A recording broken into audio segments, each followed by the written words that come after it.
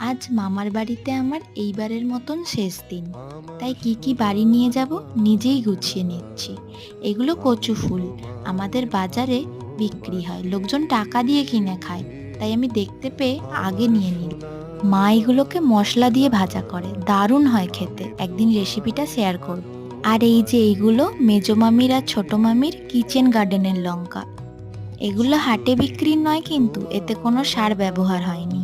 একটা ঝুড়ি নিয়েছি, ঝুড়ি ভরে লঙ্কা তুলবো।